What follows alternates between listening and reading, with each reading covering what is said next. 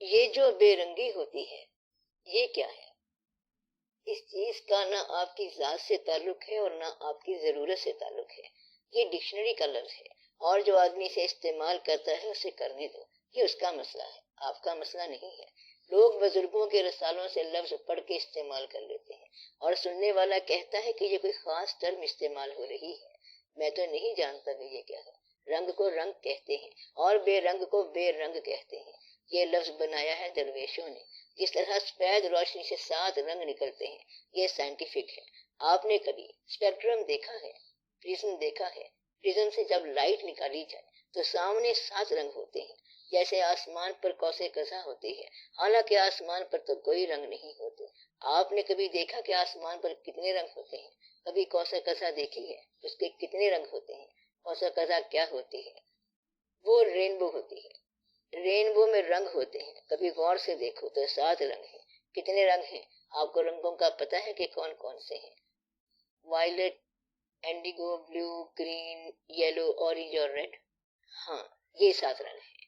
Violet, Indigo, بلو، green, orange, red. اب یہ 7 رنگ سفید رنگ کے حصے ہیں اور یہ 7 رنگ جب کسی خاص فارمولے کے مطابق باہم مل جائیں تو سفید رنگ بن جاتا ہے. سفید رنگ بے رنگ ہے تو بے رنگ میں بڑے رنگ ہیں.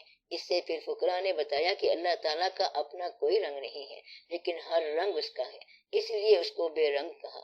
بارنگ کو بے رنگ کے پردے میں کبھی دیکھ. جو بارنگ ہے وہ نظر آ رہا ہے، اس لیے جو نظر آ رہا ہے وہ بارنگ ہے.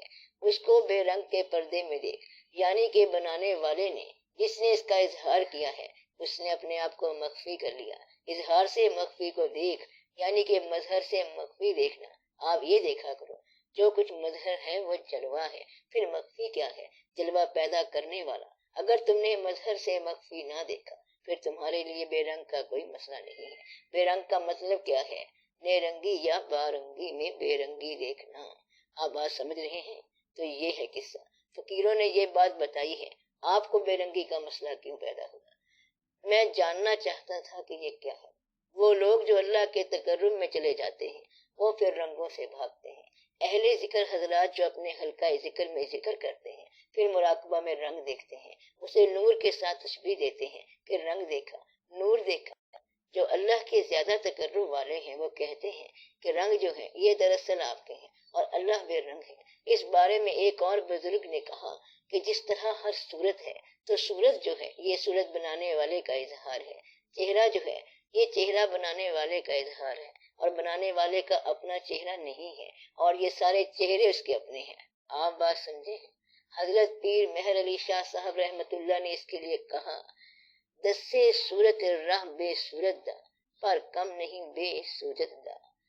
یعنی کہ تم ناسمجھی کا کام نہ کرنا، کیونکہ بے سوج آدمی یہ نہیں کہہ سکتا. یہ ساری صورتیں بے صورت کا راہ ہے.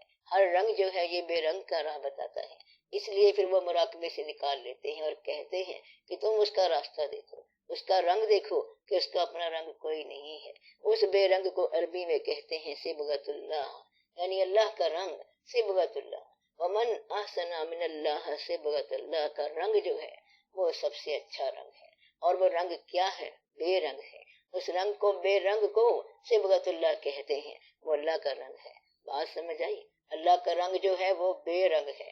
مطلب یہ ہے کہ اللہ کا اپنا چہرہ کوئی نہیں ہے اور ہر چہرہ اس کا اپنا ہے. اس لیے چہروں سے بے چہرے کو دیکھنا، صورت سے بے صورت کو دیکھنا، مظہر سے مخفی کو دیکھنا اور صفت سے ذات کو پہچاننا، یہ سب جو ہے بے رنگی ہوتی ہے. اس کائنات میں جتنی بھی صفات کارگر ہیں ان کے پیچھے ذات ہے. ہم صفات کو دیکھتے رہتے ہیں اور ذات کو بھول جاتے ہیں. اس کے ساتھ جھگڑا کرتے ہیں جس نے ظلم کیا، زیادتی کی، چور مال لے کے چلا گیا، مگر یہ ساری صفات ہیں. ذات کیا ہے؟ اس کا عمل. اس لیے آپ عمل سے جھگڑا نہ کیا کرو، لڑنے والے سے مت لڑا کرو، بلکہ یہ دیکھو کہ عمل کس کا چل رہا ہے. آپ موجود عمل سے صاحب عمر کو دیکھو یا نعمتوں سے نعمت دینے والے کو دیکھو. منعم کو دیکھو، صفت سے ذات کو دیکھو، عیاں سے نہاں کو دیکھو. جو عیاں ہے اس کے پیچھے نہاں ہے، تو ہر عیاں سے نہاں کو دیکھو.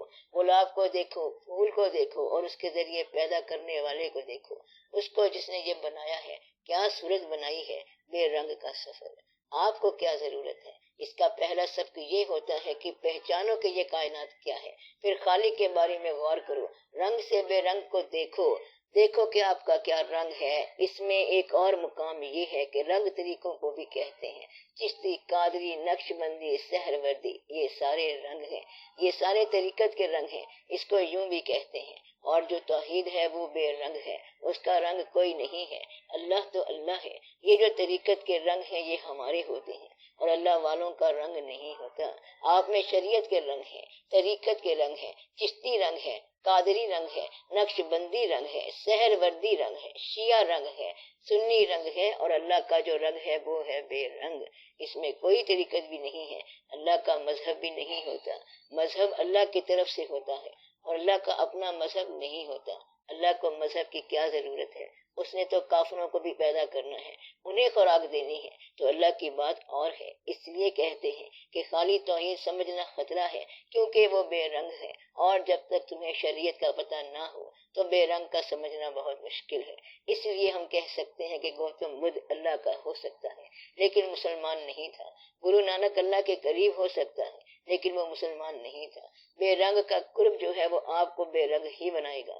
اس لیے کہتے ہیں کہ یہ سفر مشکل ہے، آپ کے لیے بہتر سفر درود شریف والا ہے۔ آپ بات سمجھ رہے ہیں؟ دعا یہ کرنی چاہیے کہ آپ کو بارنگ میں بے رنگ نظر آئے، پہچانا کرو، یہ ہے بے رنگ اور بارنگ کا فیصلہ۔